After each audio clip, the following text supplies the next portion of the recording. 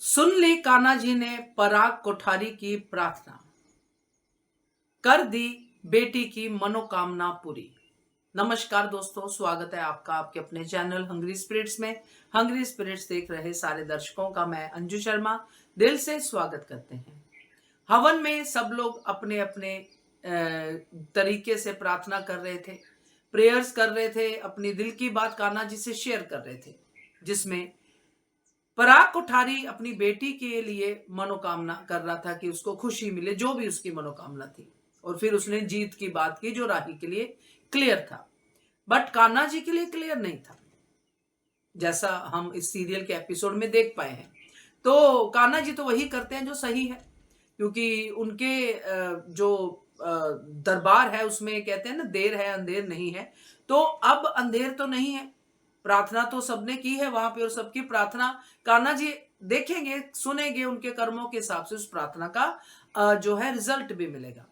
तो यहाँ पे हम पराग कोठारी की प्रार्थना की बात करते हैं। पहले वही निवेदन, जिन्होंने अभी तक चैनल को सब्सक्राइब नहीं किया है कर लीजिए, साथ में दोस्तों बेल आइकॉन दबाइएगा ताकि आपको हमारे वीडियोस के नोटिफिकेशन मिलते रहें।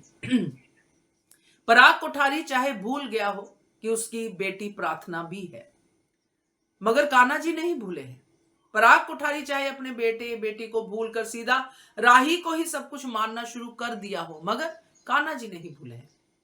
कान्हा जी को पता है कि इस समय पराग कोठारी की कौन सी बेटी को पिता के आशीर्वाद की जरूरत है, इसलिए वो आशीर्वाद प्रार्थना तक पहुंचा।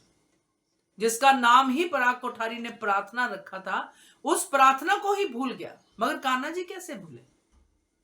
आज वो अपनी खुशी, बेटी की खुशी के लिए प्रार्थना कर रहे हैं। तो बेटी की खुशी तो, जो प्रार्थना की खुशी है, वो तो अंश में है, अंश से शादी करने में है।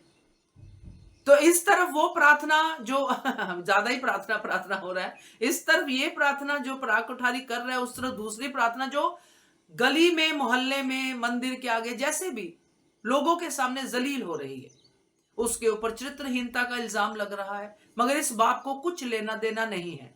मगर कान्हा जी भी पिता समान है, उनको तो लेना देना है ना, उनको तो उस बच्ची का जीवन संवारना है, क्योंकि उसने तो कोई बुरे कर्म नहीं किए, बल्कि वो बुरे कर्मों का शिकार हुई है, दूसरों के बुरे कर्मों का।